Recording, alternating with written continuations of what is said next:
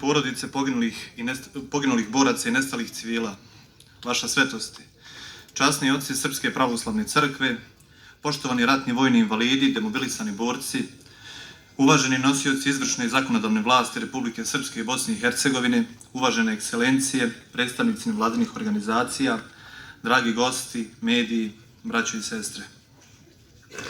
Evo nas danas na ovom svetilištu, na mjestu gdje počivaju srpski novomučenici podrinski, moleći se za dušu svih 3267 Srba koji su svoje živote položili za stvaranje naše svetinje, naše Republike Srpske.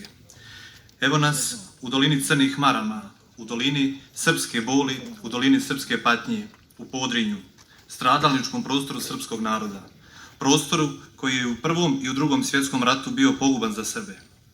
Sjećamo se drugog dana Trojica 1943. godine, kada su ustaše u Srebrenici za samo jedan dan ubili 80 srpske djece. Znamo da i tada postojao plan da Srbi budu protjerani sa ovih područja, da nam se zatre svaki trag. Plan je oživio 90. godina prošlog vijeka, kada su potomci tih zločinaca, tih ubica i koljača su se ostrvili na srpski rod sa istom željom za uništenjem svega pravoslavnog na ovom području. Nažalost, u velikoj mjeri su uspjeli u zatiranju Srba u Podrinju, jer znamo da su sva sela popaljena. Ubili su sve što su stigli, nisu štedjeli ni djecu, ni trudnice, ni starce, ni žene. 20. aprila 1992. godine ubijena je prva žrtva Podrinja. Naravno, riječ je o Srbinu, Ljubi Stjepanoviću, koji je ubijen u zasjedi u Potočarima. Istim onim Potočarima koje posjetiše svi zapadni ambasadori, čiji su države upetljani u krvavi rat u bivšoj Jugoslaviji. Svi oni prođu kroz Bratunac i svjesno zaobiđu ovo svetilište i svjesno okrenu glavu od naših žrtava, jer ne žele da čuju istinu. Oni žele da nam stavi hipoteku genocidnog naroda, žele da prekroje istoriju, da unize naše žrtve, a porodice da ponovo ubiju. Neće im to uspjeti, jer je činjenica potpuno drugačija. Činjenica je da smo ubijani sistemski, zvjerski i monstruozno. Činjenica je da smo ubijani na najveće pravoslavne praznike, na Božić, na Đurđevdan, na Vidovdan, na Petrovdan, na Nikoljdan. Hiljade muslimanskih vojnika, praćenje njihovim civilima, ubijali su i palili su sve pred sobom. 28. divizija armije BiH, takozvane armije BiH pod komandom Nasera Orića, kitisala je na sva sela i zaseoke Podrinja. 6. maja 1992. godine na Đurđevdan u ranu zoru napali su selo Blječeva u opštini Srebrenica i tom prilikom su ubili 3 Srba. Svoju monstruoznost su pokazali na Kosani Zekić, staroj 64 godine, koju su zaklali. Docnije, istog dana napali su i selo Gniona u opštini Srebrenica, selo čiji su stanovnici tog dana slavili krsnu slavu. Tom prilikom ubijena su 2 srpska civila, a moram da napomenem da je Radojko Milošević zapaljen u svojoj kući. Starac koji ima oštećen vid i povredu kičme, te zbog svojih hendikepa nije mogao pobjeći. To je bio početak srpskog stradanja na ovim područjima. 10. juna napadnuto je Rupovo brdo u opštini Milići. Tom prilikom je ubijeno 8 lica srpske nacionalnosti, od čega se za 3 žrtve još uvijek traga. 21. juna napadnuti su Ratković u opštini Srebrenica, ubijeno je 24 Srba, a brutalno se ogledalo u masakriranju civila, posjecanju dijelova tijela. 28. juna na Vidovdan napadnuto je selo Loznica u opštini Bratunac i tom prilikom je ubijeno 10 lica srpske nacionalnosti. Moram spomenuti Petrović Mirjanu, 3-mjesečnu bebu, koja je od posljedica povreda dobijenih prilikom ovog napada preminula u Šapcu 5. jula 1992. godine.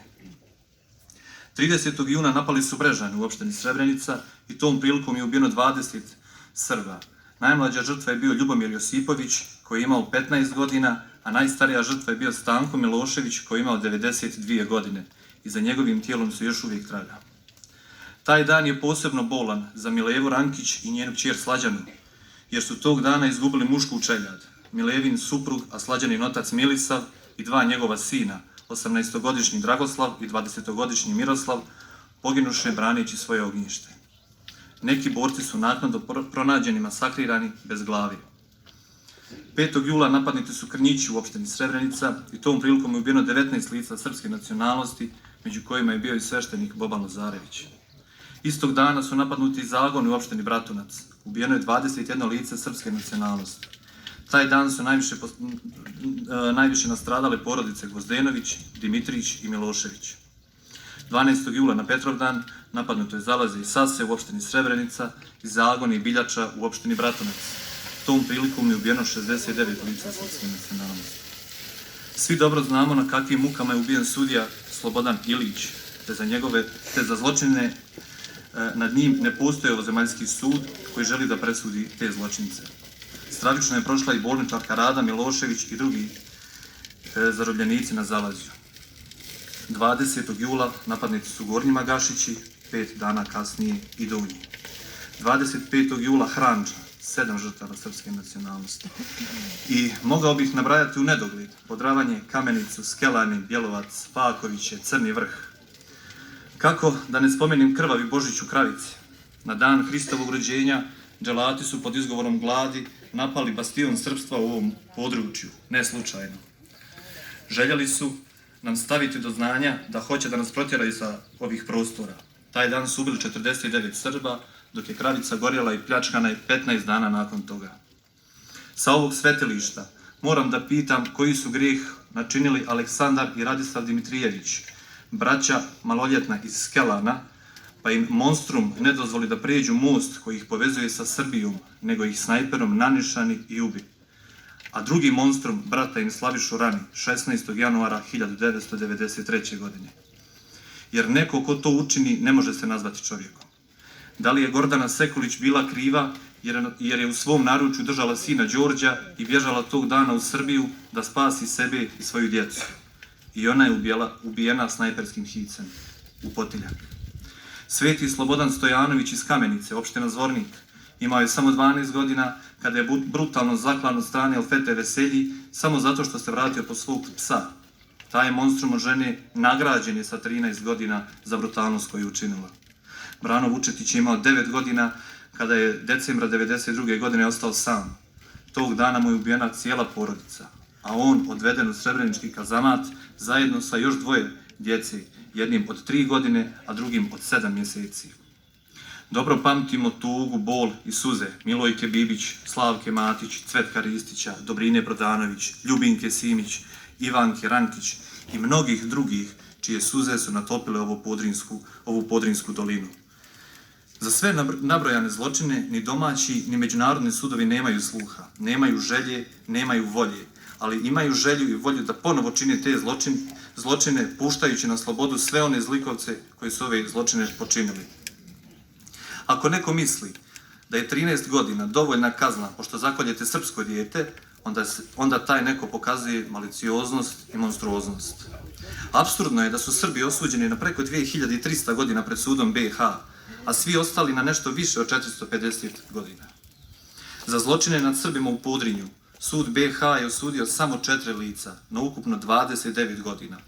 Od toga za zločine na području Srebrenice 1 lice na 3 godine, dok za zločine na području Bratunca niko nije odgovarao.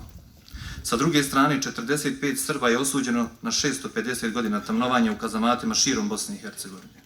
To je dokaz da želi da nam stavi hipoteku i teret genocidnog naroda, hipoteku monstruoznog naroda, hipoteku zločinaca. Neće moći. Kao potomak čovjeka, koji je jedan od tih najhrabrijih što postradaše, samo zato što su bili Srbi, samo zato što su roda pravoslavnog i što su se krstili sa 3 prsta, danas, na 31. godišnjicu sa ovog svetilišta, javno ću reći da nismo genocidni, da nismo ubice i nismo monstrumi. Genocidne namjere su djela su 90. godina činjene nad ovim novomučenicima srpskim. U Srebrenici nije bilo genocida nad Bošnjacima, što je dokazala i Međunarodna komisija na čelu sa Gideonom Grajfom, koju je formirala vlada Republike Srpske. To je za mene jedina istina. Ja vjerujem institucijama Republike Srpske u kojoj živim i radim, za koju je moj otac, ali svi ovi novomučenici srpski, položio svoje kosti, koja je nastala teškom mukom, a mi iz Podrinja vrlo dobro znamo koliko je to bilo teško. Od nas traži da zaboravimo i oprostimo. Hrišćanski je praštati, ali ja se pitam kako. Kako da oprostim nekome što sam kao dijete od 5 godina ostao uskraćen za očinsku ljubav? Kako da zaboravim svu patnju i bol kroz koju sam prošao do dana danas? Kako da zaboravim suze moje majke kada joj kažem da sam gladan, a ona samo bespomoćno slegne ramenima i počne da plače jer nema da nam da šta da jedemo. To ostaje urezano do kraja života, a znam da je bilo i težih sudbina od moje i sa njima se iskreno saosjećam. Zato pozivam sve ljude, sve institucije Republike Srpske da se mnogo više poradi na njegovanju kulture i sjećanja, da se u obrazovni sistem mnogo više gradiva posvijeti ovim stradanjima i svim stradanjima u Republici Srpskoj i Bosni i Hercegovini i da se buduće generacije nauče istine, da ne zaboravimo prošlost kako u budućnosti ne bi ponovno stradali, jer zaborav ubija, brže i preciznije od metka, mnogo surovije. Ali postoji lijek za zaborav, a to je sjećanje, poštovanje i pamćenje. Vrijeme je da se taj lijek primijeni. Vrijeme je bilo odavno, ali ne smijemo da zakasnimo.